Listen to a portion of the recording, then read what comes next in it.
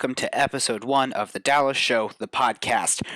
For this episode, I had the pleasure of talking with Nick Argenbright. He's a podcast host of The Good, the Bad, the Geeky. He's an actor, a writer, a voice actor, and overall just a really great dude. For this episode, we're talking about cartoons, animation, and why we like cartoons, which ones we love, how they shaped and informed us, and why we think they're important. I also shamelessly asked Nick to do his best voices, reading some of the most influential texts of our era, so that'll be a really big treat for you guys. Again, if I offend you in any way during this podcast, you can just let me know on Twitter. My name is Your Grandma's Molars. Enjoy the Dallas Show, the podcast.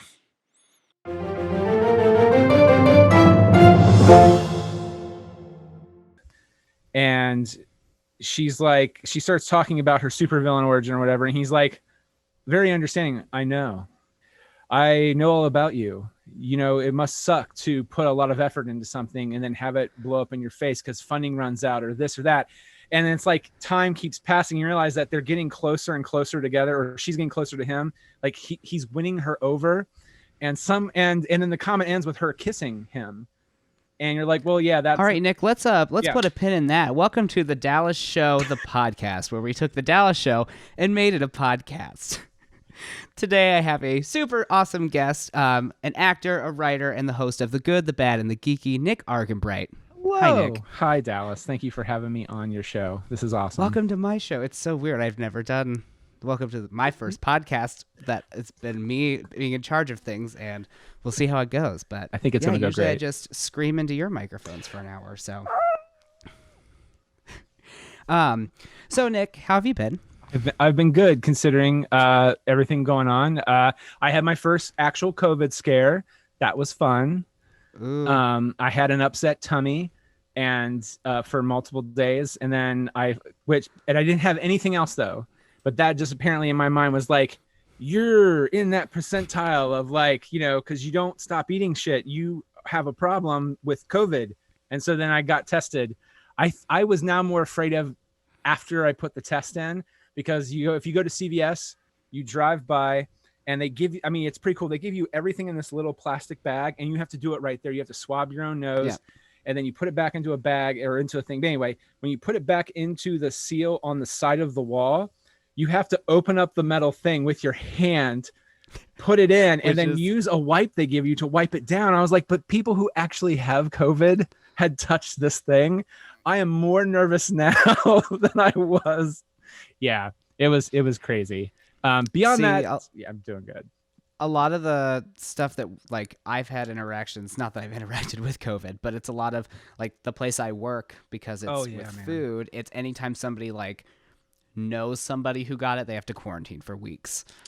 And so my work schedule just like, luckily I haven't had any issues, but a lot of the people I work with have just been crazy.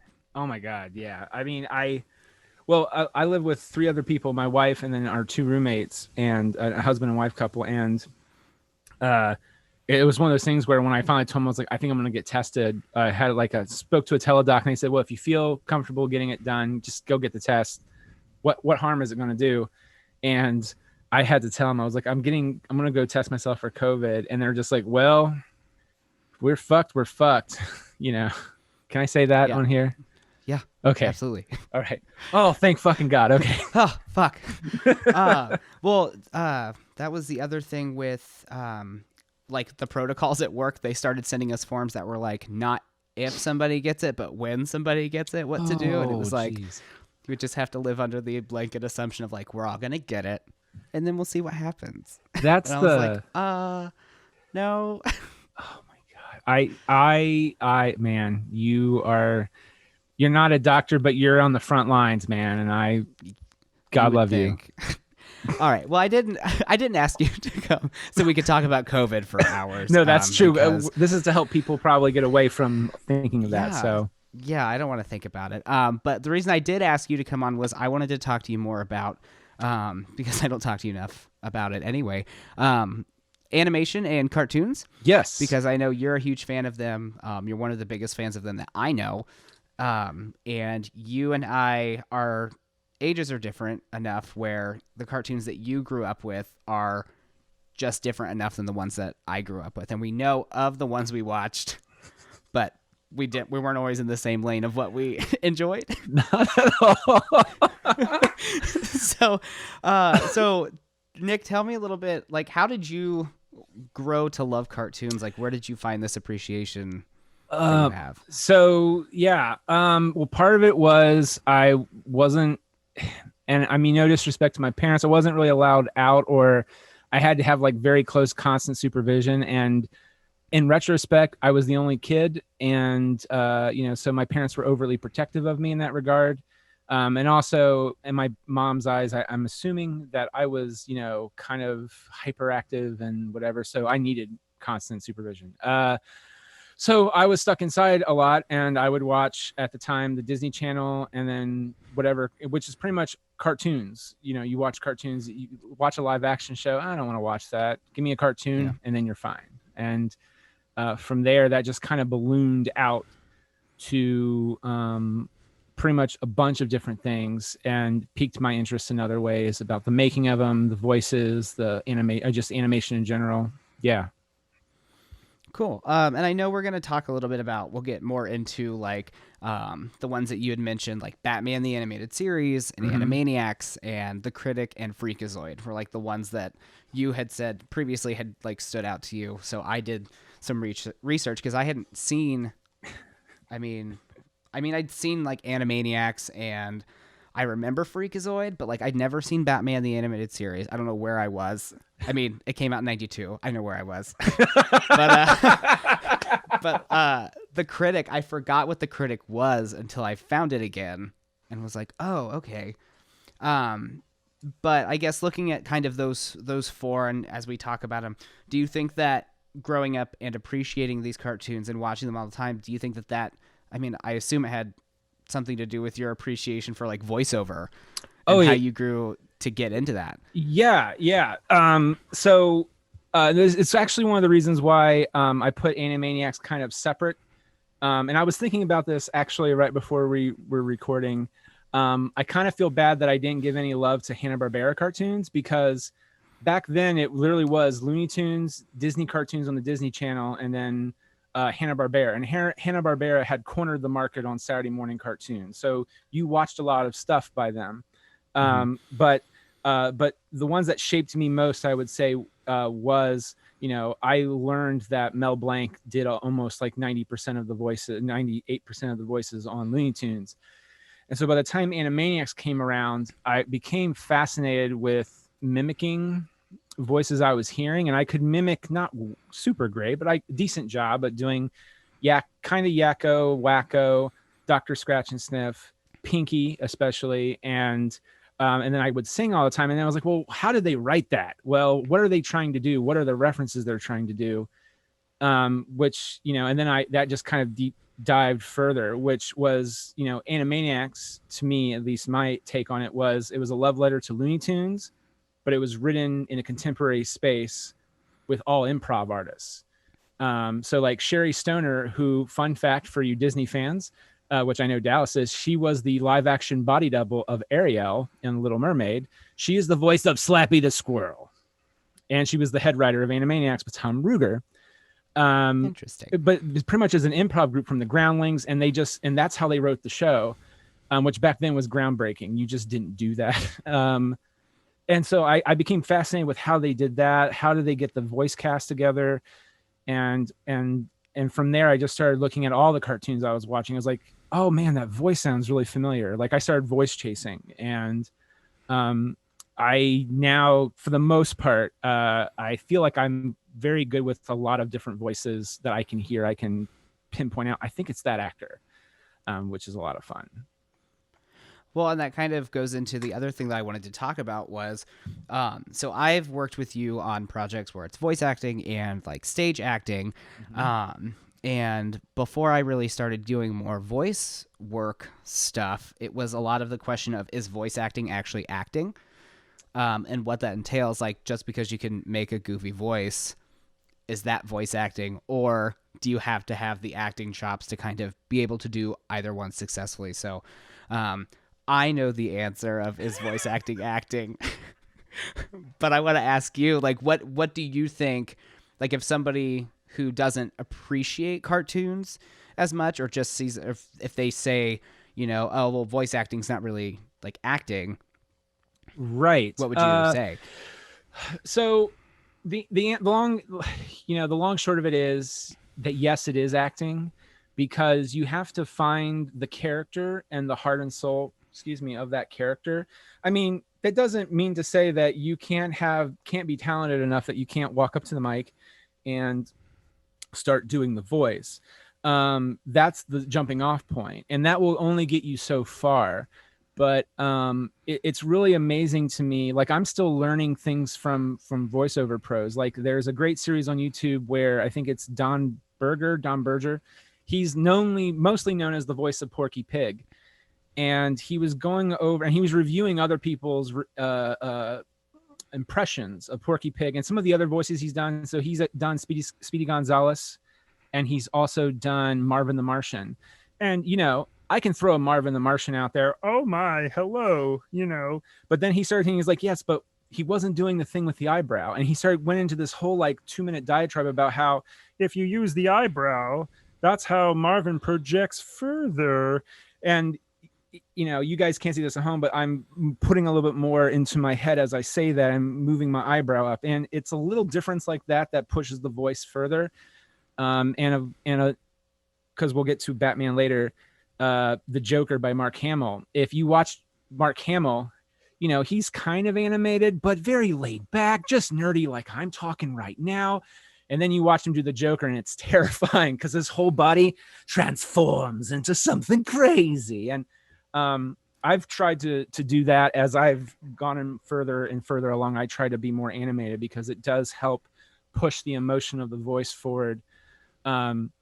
One of the projects we've done is Radio Hour. I remember I went back and listened to an episode where it was emotional. I remember that everyone was like, man, you fucking killed it out there on the stage. Like, we could see you crying and all this and that. And I actually listened back to it, and I couldn't hear the emotion. And it broke my heart because the live audience heard it, but I couldn't hear it. And I know I was doing it. I could feel that I was having the emotion because I lived it, but I couldn't hear it beyond that. And so I try to be way more animated when I do the voice. When I do the voice. So I do think it is very much needed. And stage acting, I think, helps more with film acting, because film actors, I think, are more concerned with, you know, keeping their voice low and just kind of being as quiet as they can be. While stage acting, you have to project. Some improv training of any kind. You don't have to be great at it, but it's very helpful in that too. Yeah. So there's a lot that kind of can go into voice acting. Really, the only difference is you're doing everything with your vocal cords, and they'll never see you moving around unless it's a behind the scenes thing. The animation will try to make up for that, but it has to be a beautiful marriage of both. And if you can't get the voice right, the animation can only go so far. So yeah, and that's what, like, when I started doing more voice stuff, it was when you kind of break down, okay, I'm going to mimic this voice, or I'm going to try to like emulate this voice. You have to think about what you're doing with your vocal cords or your face, because if you don't understand how that works, you're not going to be able to create those tones or those textures or kind of what you want. Because I kind of wanted to touch on, there's a really good documentary, and I'm pretty sure it's called I Know That Voice. That's the documentary, right? I think so. I wrote it down, and I was like, I really hope that's the right name. I think you're right, sir. But I watched I watched it like 4 times because it just like blew me away. It's like all these huge names, and most of them talked about when they got into voice acting, it was just they were trying to mimic a character that had already existed, and they were like, but now this character has a cold. This character is from this part of the world. This character does this, and how it, like, taking that bass line and just like moving it down in your throat more, or like up in your nose, or emoting more, and where you lead with your face. Like, it's all stuff that doesn't sound like it would be relevant, but then you watch videos of people recording in a studio and they act like crazy people because that's what it takes to get that voice. Oh yeah, it's absolutely crazy that when you see some of that stuff, because that is a great documentary, by the way. It's by John DiMaggio, I Know That Voice. And And it goes over, it's mostly like the new crop of people with some like, some people that you knew growing up from like the 90s, but it lightly touches on some of the classics like June Foray. Granted, there's not many of them left, and sadly June Foray and I can't think of the guy's name, Gary Owens. He was in the documentary. He did like Roger Ramjet. You might know him as the voice of Powdered Toast Man from Ren and Stimpy, but like he was a classic, and he was pretty much just a straight up announcer. But he has one of those golden pipes, as we like to say in radio. And but like there wasn't many of them left, but they interviewed them too and talked to them about their process. And it's a great documentary, but it's crazy to see how much acting is needed. And sometimes you can get stuck behind the mic and you kind of can forget that. And you have to always be kind of aware that you're not, that you're animating or moving your body as needed to get the voice to where it needs to go. It's really crazy. Well, and where I kind of found where I was like voice chasing and trying to find stuff was, I remember watching Rugrats, and it was all of them. Yeah. Because it's Tara Strong. Yeah. And E.G. Daily were like the two big ones that were like Nickelodeon. Yeah. When I was growing up, I always want to call her Tara Reid, and that's never right. No, I do too. I'm with you. It's like, Tara Reid, the voice of a generation. No. I think we just lost Tara Reid as a friend to the podcast. We lost Jessica Simpson on the show, yeah. Sorry. I'll call her people. We'll work it out. Yeah. It'll be fine. It'll be good. We'll figure it out. But no, that's where I like can distinctly remember my roots, and like I want to know, because E.G. Daly's voice is the same in lots of stuff. It all sounds the same. But she does all these different characters, and I think Tara Strong is like one of the most versatile that I grew up with, where she was in everything. Yeah. But that's kind of where I really got it, was watching like cartoons like Rugrats and like ensemble casts where you're like, oh, the ensemble is 3 people. So what is the one, and not to throw a question at you, but like what is one cartoon that or a voice, like you realize that you're voice chasing and you're pulling it out of your ass a little bit, but you got it right? Like if you had one of those moments too? Like where I finally like look it up and go, oh, I did know it was that person. Yeah, kind of like, it's like, I think it's this, and then it starts eating at you, and then you look it up and you're like, I was right. It was that person. I guess specifically I haven't really. It's less of I listen to a voice and go, I think I knew who that is, and look for it, as opposed to I kind of just bombard the other way. Once I find somebody, I go, what all did they do? And so there's not really a guessing game. It's more of me going like, oh, I know them because I looked up their IMDb page. I got you. And kind of got it from that end. And then I'll go back and watch movies and go, oh, I didn't know. You know what? I'm a liar. The first time that I got this right, I remember. It was Allison Janney in Finding Nemo. She's the starfish. Oh, yeah. Isn't that crazy? One of my favorite characters is that starfish. And then I was like, I think I liked it because it was Allison Janney. So that is a good example of, for me at least, of stunt casting in an animated film that is really good. And not, there are some stunt castings that are good no matter what. Like in Pixar, the John Ratzenberger, like it's almost like a thing. And he's a good enough voice actor that he sounds good in whatever part they give him. And also you're expecting it. But I remember watching that, and for the longest time, it would half the fish in there just frustrated me because I couldn't pick out exactly who they were. And like all I knew was William Dafoe was the one fish, and then the other fish was Brad Garrett, and that's all I knew. Yeah. I knew it was like that starfish sounds really familiar. And it wasn't until years later I was watching Over the Hedge, and I was like, why does that voice sound familiar? And I realized it's the starfish from Finding Nemo, who is, CJ from West Wing, and tons of other things. So it's crazy. Finding Nemo drove me nuts just because of that one set of scenes, because it's so good. And I can't figure out, the starfish too, Janie almost doesn't sound like herself. She sounds like another actor. And I can't think of the name, and it always drives me nuts. But she has that. Well, I know what it is. And do you remember the show Recess? Wendy, I think it's Wendy Mitchell.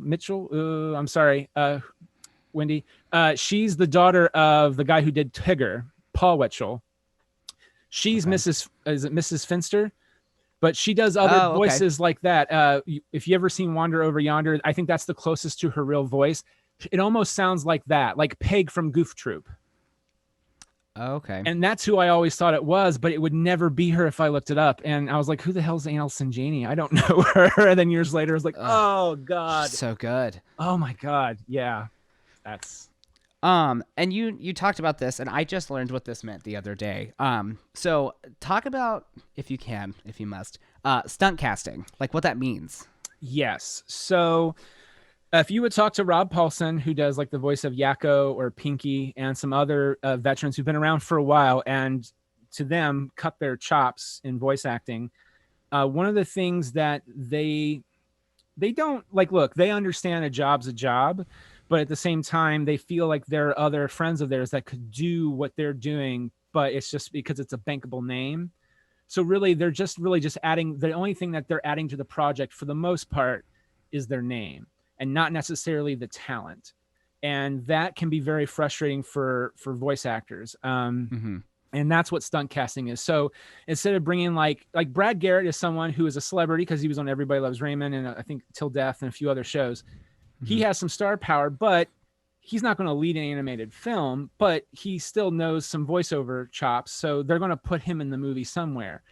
But, you know, if you can get Brad Pitt or, you know, Michelle Pfeiffer, they, no offense to them, I don't really feel like they're good voice actors. It's harder to get that, whatever. And so you're literally at that point just casting on the name alone to hope that your film makes money. And that is just not cool.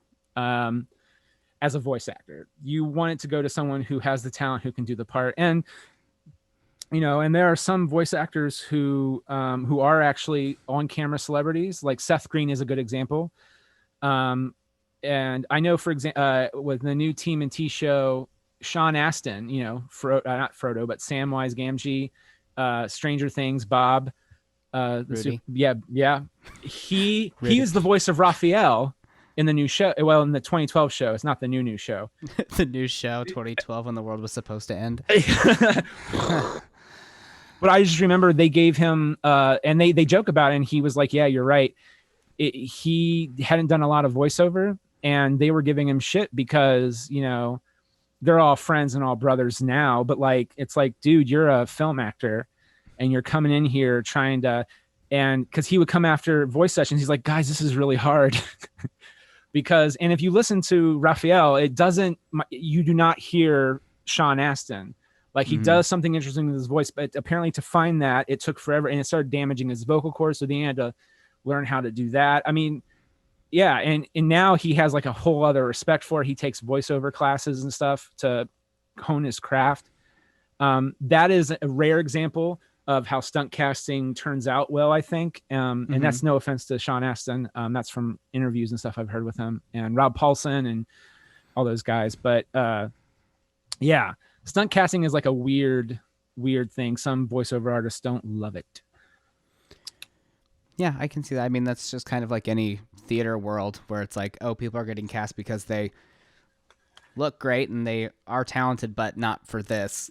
I mean, it sounds like the same thing. Right. So. And what's interesting about voice acting is that technically you don't have to look good. You can do whatever as long as you sound good. That's all that matters. And then you have Brad Pitt just waltz in and take that Sinbad role and womp womp.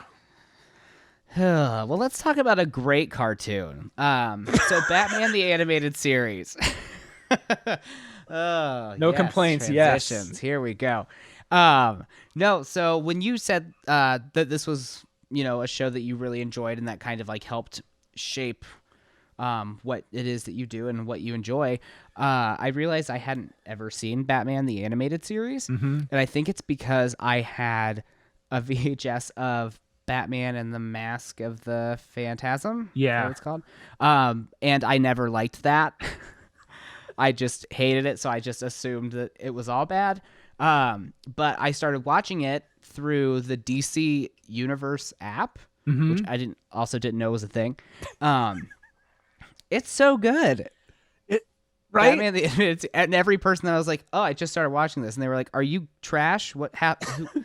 Why are you like this? Why haven't you watched it? You're not trash. No, I don't know, but it's so good. So here's my dark secret is that I put that on that list, but if you had to talk to me when it was airing live, I would watch it because at 5 p.m. when it aired locally in West Jeff, Columbus area, it was the last show of the cartoons, stretch of cartoons, and there was nothing else on but reruns of like Lost in Space and other boring shit. So my options were do homework, clean my room, or watch Batman with my dad. And my dad loved that show. And I was just like, oh, Jesus, Batman. And here's the theme song again. Theme song's kind of good. Oh, this episode's kind of good. I hate Batman, the animated series, but I would always watch it. And now it's like one of my favorite shows ever. Like I remember would be watching. Did you watch? How many episodes did you watch? I'm just curious. I want to say like 10 or 11 episodes in. I got to Two-Face, which is some of the best, like terrifying, truly terrifying. Again, one of the things that I liked most about it was like from the first episode, it got the like noir thing correct. Right. Where it was like, it's a dark cartoon that looks like it's set in that time. And it's not like most of the time. Sometimes Batman's just not in it for a long time because there are more important things to talk about, like Harvey Dent. And I was like, I enjoyed that a lot. And then even I was watching it in bed and fell asleep during the Two-Face episode and then like scared myself awake. Okay. Let's jump into Animaniacs next. So Animaniacs, I wasn't a huge fan of, but I think it was because not because I didn't like enjoy watching it. I guess that's what not being a fan means, but, it was, I never got it. Like I never understood what was going on. And I just remember them doing, what's the middle brother? Wacko. Hello, Wacko? name's Wacko. That's a little bit lower pitch. The Austin Powers one. He did the state capitals. Yes. But he didn't answer in the form of a question. That's the only one I remember from. Like he does all the things and then she goes, you didn't put it in the form of a question. And he's just like, nah. Yeah. But other than that, I was like, I really don't know. Oh, and the fingerprints joke, which is all over the internet, but yeah, other than that, I was like, I don't really know anything about Animaniacs. So it's so when I grew up, it was very much like Looney Tunes, mm-hmm. but it had like more current references that I could get. Some of them flew above my head, and then other times like it was talking about stuff I was trying to learn in school, and so it was catchy for me. And I like to sing. I like to sing. I like to dance. So I would like sing those songs to myself all the time. I would annoy people with it actually, because they didn't know what the hell I was singing. And they were like, why are you singing this to me? And then they would go, that's also rather impressive that you can do, United States, Canada, Mexico, Panama, Haiti, Jamaica, Peru, Republic, Dominican, Cuba, Caribbean, Greenland, El Salvador, too, Puerto Rico, Colombia, Venezuela, Honduras, Guyana, and still, and then I lose it after that. But I could do that, and I could impress, 8th grade chicks when I was in 8th grade. Those were the days. For all the 8th grade chicks listening to this podcast, go home. Stay there. Never leave. That was not weird at all. Nope. But no, it just fed into my sensibilities. Freakazoid, I think, fed more into my sensibilities. Like Animaniacs was like pop culture. I feel like everybody who watched that could get that. Freakazoid was more like drilling down, which is what the internet is now. It drills down deeper into memes of like, well, if you haven't seen it, you won't get this, and we don't care. Like I remember one of the episodes, it's like he looks right in the camera and is like, pull the string. And for the years I didn't get that. And when I was watching Ed Wood one day, like that's what Ed Wood says. He's like, pull the string. And I'm like, I get that now. Those things you're like, that's from Freakazoid. And it's like, no, it's the other way around, but it's fine. Yeah. Also, Freakazoid took more swings, I feel like, with their comedy. Like they had one whole joke where it's one of my favorite bits in the whole show. And part of it is, so Animaniacs and Freakazoid were produced by Steven Spielberg. It was Steven Spielberg Presents, the name of the show. Yeah. And one of my favorite bits was they asked Steven Spielberg said, "Hey, what do you need for Freakazoid to make your vision come true?" And they're like, "We want Jack Valenti, the guy who runs the Motion Picture Association ratings system. Why? We just have a bit we want him to do, and it has nothing to do with the plot of the episode. Matter of fact, it interrupts the whole episode, and it's like literally 3 mini sketches, and he literally just tells you about what the rating system is, how Grandma and Sergeant Scruffy, the dog, can go to a G-rated movie, but Tommy, little Tommy, he's too young to go see the PG-13 movie, so he can't go to this movie." And it's just stupid shit like that cracks me the F up. I don't know why. It's hysterical to me. And they got Jack Valenti to do the voice. And even I think by the end of this show, he's just like, "I don't know why I'm here. This is a favor for Steven." Well, and Freakazoid was one. I remember the theme song. Like, I can't sing it, but it like that stuck in my head. Like, that's an earworm, Freakazoid. But yeah. I don't ever remember watching an episode, and even watching a few episodes. There's some on YouTube. Even watching, I was like, I don't know what the fuck is going on. What is this? This is so crazy. And then, because then I was talking to somebody else about it. My friend Kimmer, who's been helping with the podcast, he was saying he was looking up stuff about Freakazoid and how it was originally written not as a comedy. And it was written as like a more, I don't know if it was like, I'm assuming it was just a more serious. It was by the guys who did Batman. So that's why if you look at it, the designs of the characters are kind of that angular Bruce Timm style. And Steven Spielberg was producing that show, and Bruce Timm realized, he's like, "Look, we're not going to give you the show that you want. You want more comedy. And I don't know if I can bring that.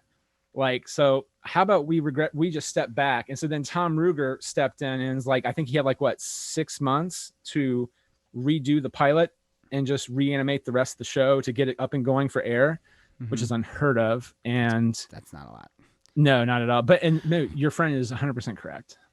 Yeah, and do you think that them making it into a comedy helped them? Yeah, because those guys, like Tom Ruegger produced Batman the animated series, but he really didn't he appreciated the storytelling, but I don't. And this is no offense to Tom Ruegger, but from the interviews I've seen of him, I don't think that's his bread and butter. He's happy to produce it to get it through where it needs to go, but he let those guys do their thing. And I kind of feel like it paid off in Freakazoid in the same way. Let Tom get his crew together to, have you seen the video of the little chihuahua that bites the guy's fingers constantly? Shane has. I have not. Shane has. That's Paul Rugg. He's like one of the head writers of Freakazoid, and he's the voice of Freakazoid. He does weird shit like that all the time.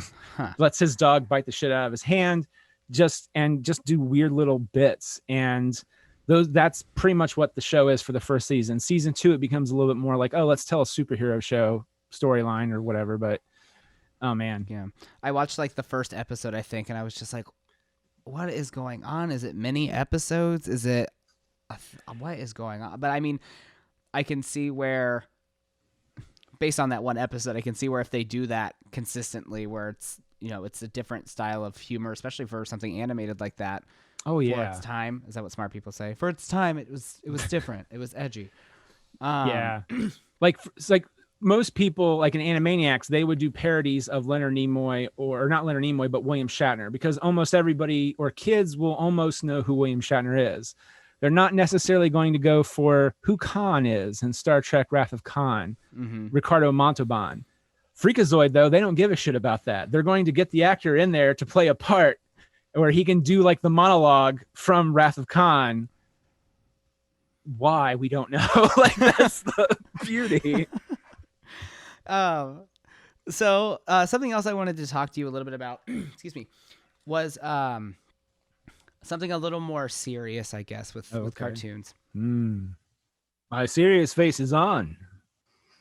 So I started thinking about, and Kimmer was helping me with this too. So now with 2020, things have definitely changed in terms of PC culture, and that's been something that's changed at least since I've been around on this earth.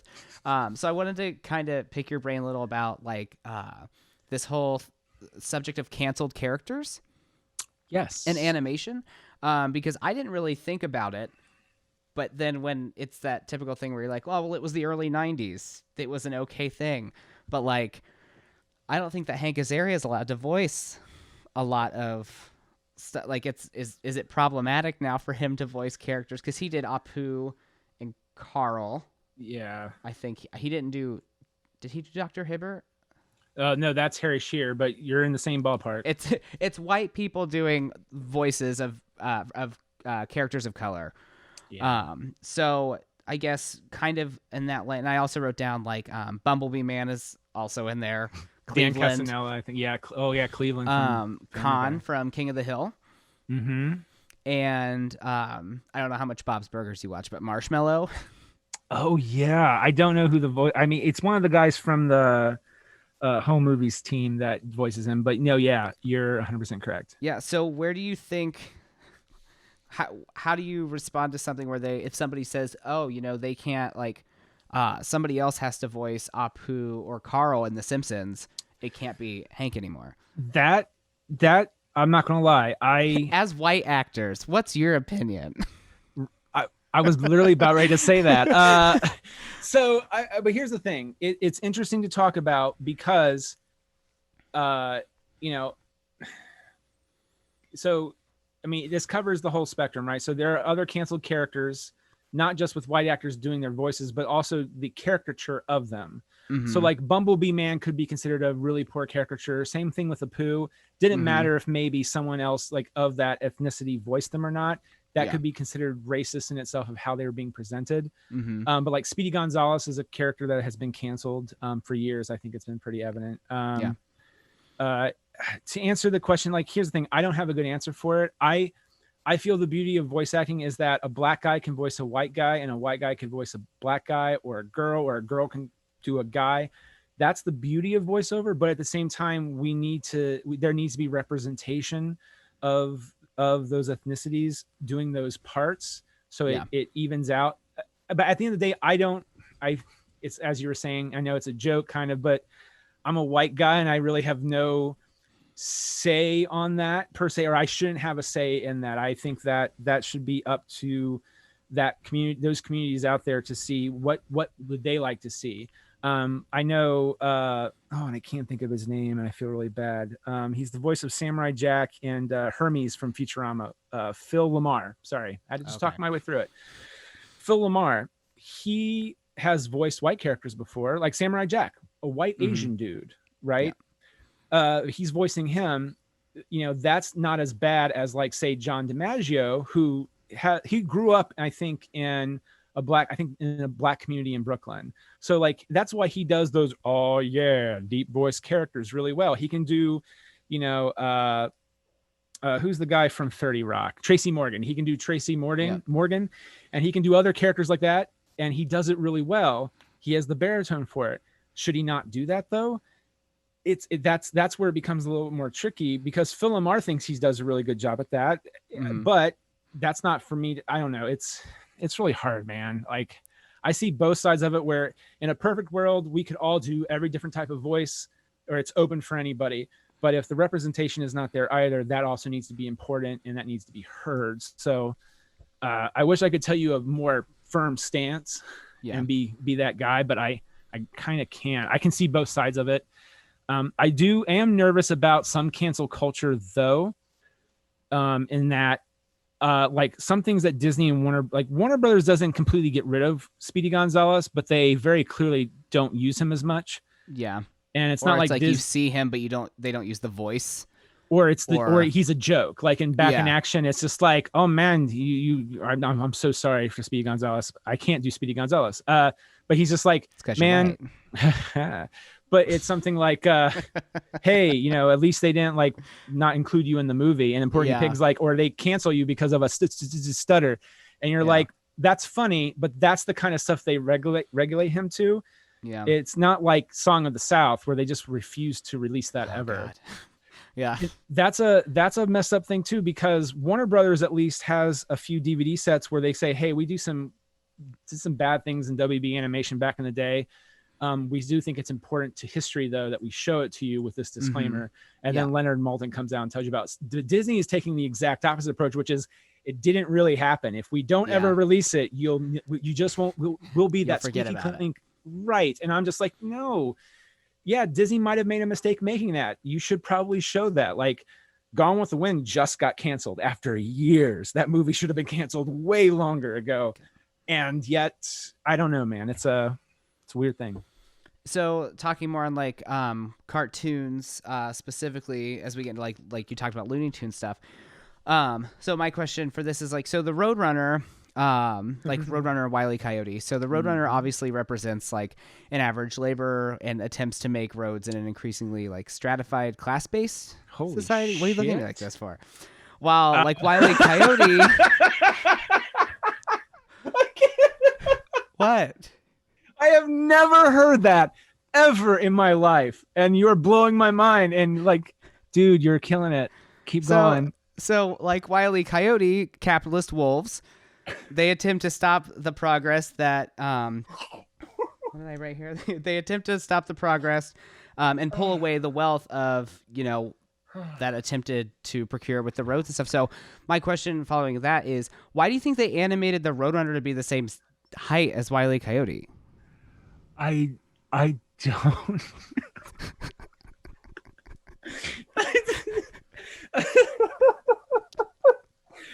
Dallas, that is a fucking great question, and I wish I had the answer to that. I have never in my fucking life heard about Wile E. Coyote was it like a wolf, like for businesses against the common man or whatever the fuck you just said. I have never heard that in my entire life. An increasingly stratified class-based society? No, I have never heard that. And here's the thing: I'm so fucking intrigued, and I want to look that up now. But oh my god, I can't even like hypothesize what the fuck that would mean for the Roadrunner. I just know that the Roadrunner goes real fast. He goes beep beep, and he always wins. Like that's all I know. There's always a message, Nick. And now that it's 2020, I think you should be more woke to those messages. I am open. I am open. Open sesame. Give me what the meaning of Roadrunner is, because the Roadrunner travels down the road going beep beep. I'm ready.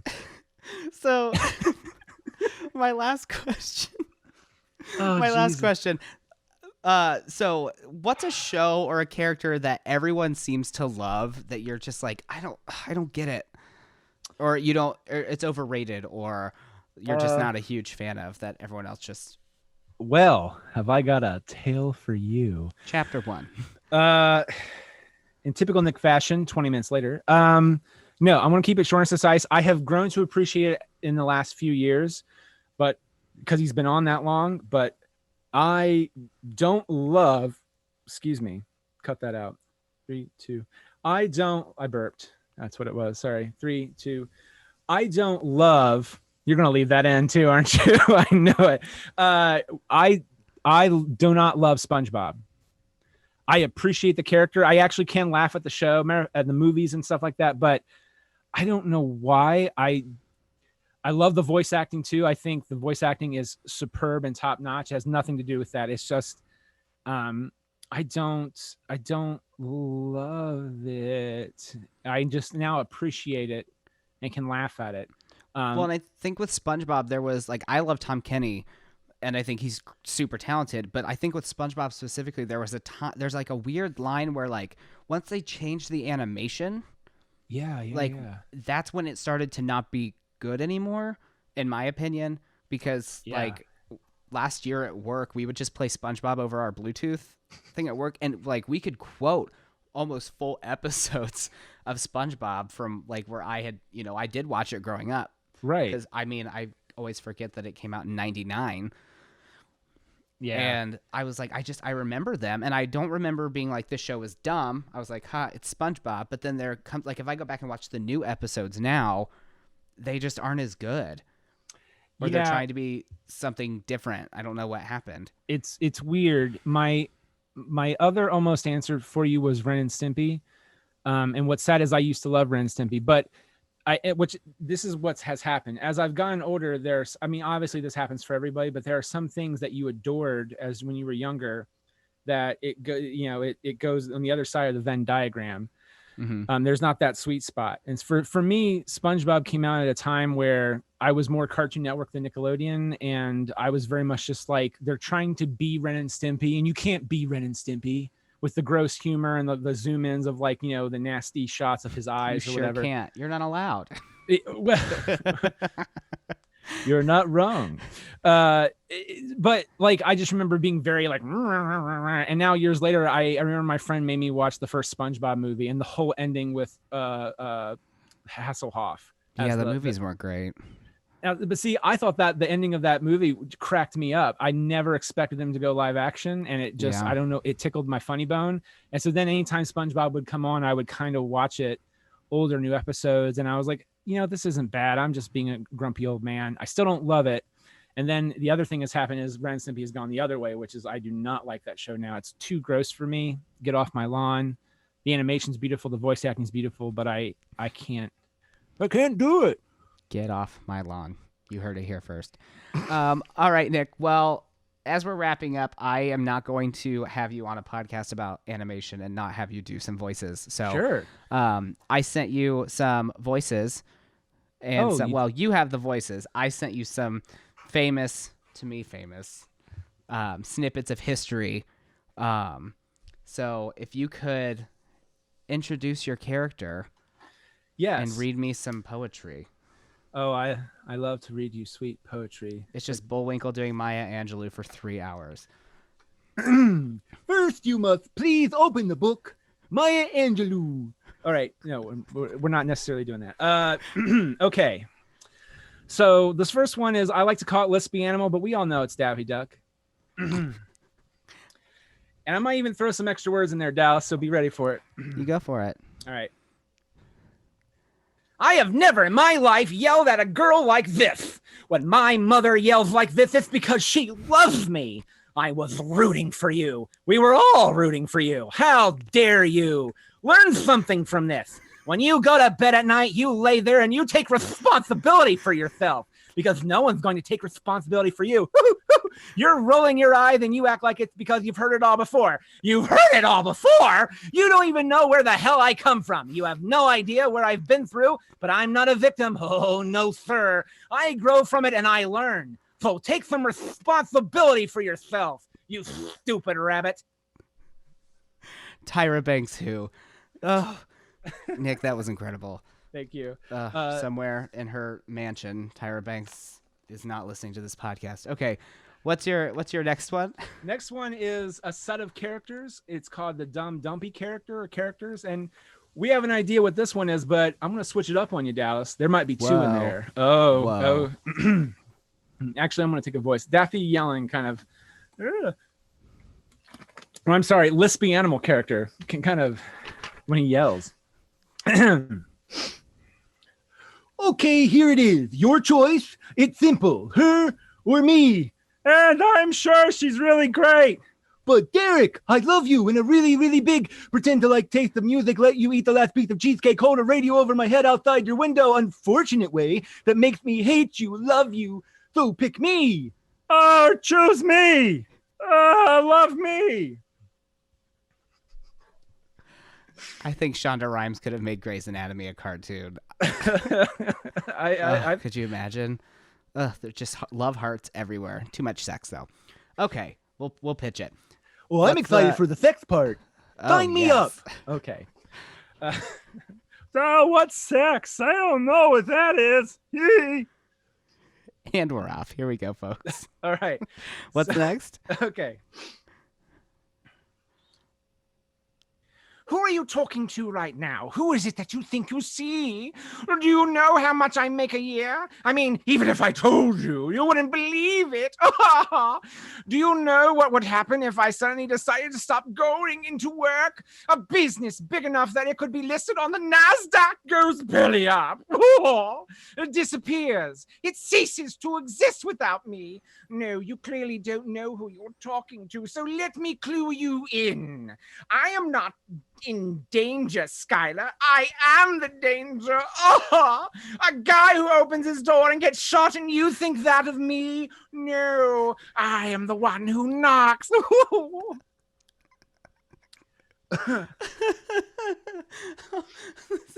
This is so much better than I thought it was gonna be. My that makes poor me internet sad and search happy history at the work. same time, Dallas. All right, so There's what, 2 more? Mm-hmm. Oh god, I'm so excited. 2. Oh, Right. I remember the last 2. Okay. All right.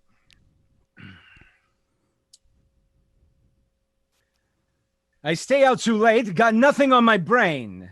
That's what people say, at least. I go on too many dates, but I can't make them stay. At least that's also what people say. But I keep cruising, can't stop, won't stop moving. It's like I've got this music in my mind saying it's going to be all right. The players are going to play, and the haters, oh, they're going to hate. And baby, I'm just going to shake it off. God. I could have done that one better. I mean, when you just listen to Taylor Swift lyrics sometimes, it's like, what? That was like the top song of the decade. Now I could have written that. Can I do that again in another voice I have? That was the shyster. This is the braggart. Okay. I stay out too late. Got nothing in my brain. That's what people say. I go on too many dates, but I can't make them stay. At least that's what people say. But I keep cruising. Can't stop, won't stop moving. It's like I've got this music in my mind saying it's going to be all right. The players are going to play and the haters are going to hate. And baby, I'm just going to shake it up. I know that voice. Yeah, I know. I've heard that voice. I heard that voice before. I've heard that voice. Are you Tara Reid? Oh, you noticed. All right. It's Tara Reid's real voice. Oh my! I've been drinking since American Pie and Sharknado 3. Sharknado 7. Sharknado. So Seriously, we're on 7 now. I thought I lost my leg in the second one. But I don't know if that's a real thing or not. I know she lost her leg in one of the movies and has like a machine gun or something. It's crazy. Well, she lost her mind in the first one. And well, there wasn't much. She signed that contract for 18 more. Okay. Did she really? So good. It wouldn't surprise me. I was gonna say I made that up, but it sounds part like of acting is pretending it's right. You know. That's the best part is that it sounded like a real thing she would have done. She has to pay those bills. Tara Reid. Oh. Okay. So this last one. This is the one I'm not going to lie. I rehearsed this one a lot. Because I want to get it right for you, Dallas. Even though I just saw this right before we started recording this. I know. I know. This is off the cuff. This is Wheel of Musical Impressions. How dare you? Yeah. I want you to know that I am happy for you. I wish you nothing but best for you both. An older version of me. Oh, is she perverted like me? Will she go down on you in the theater? Or does she speak eloquently? And would she have your baby? Oh, I'm sure she'd make a really excellent mother.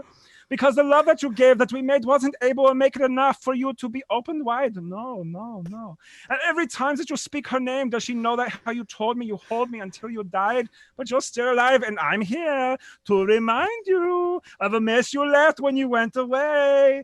It's not fair to deny me of the cross I bear that you gave to me. You ought to know.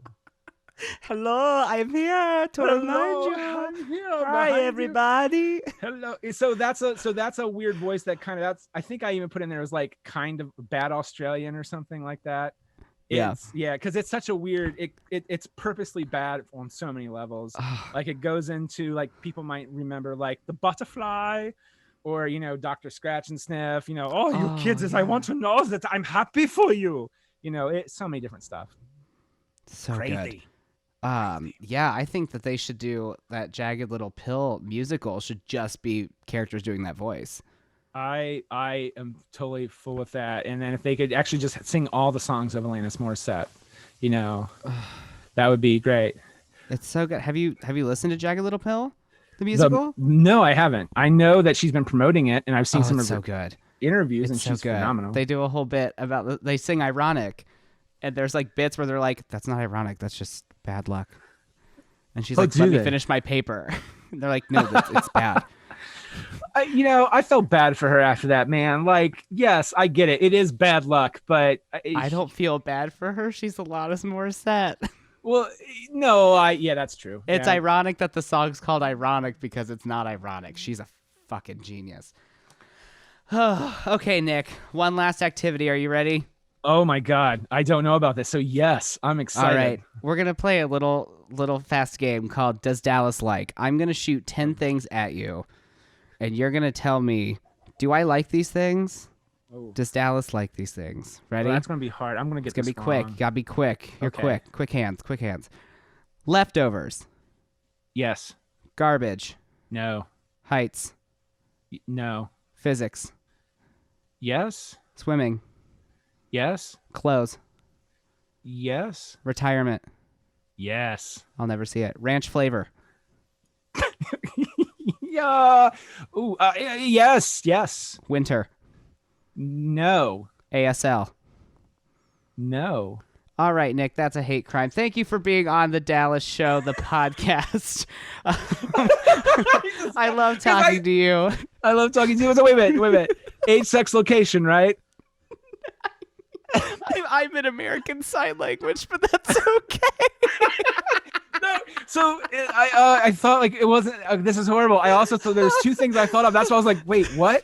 Isn't There's ASL that generational gap we were talking about? Well, isn't ASL also a disease that people get, like where they like Lou Gehrig's disease is ALS? No, that's HPV. What? And then there's age, sex, location, and then there's American Sign Language or whatever the hell that is. So I did good job. You did a great job, Nick. Where can people find you on the internet?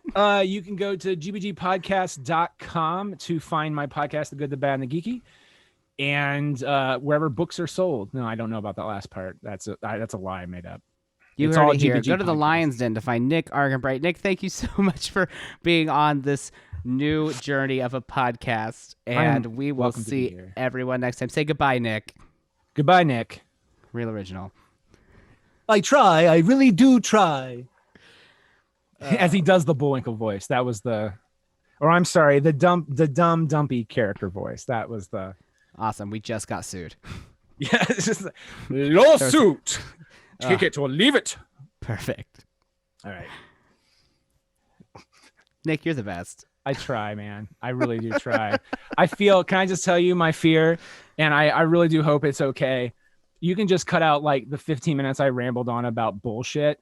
Please just cut that out. And you could even do a joke where it's like 20 minutes later and just. No. Fair enough. No, we're keeping it all. That's a wrap. Wait, no, don't say that. That's not what that is.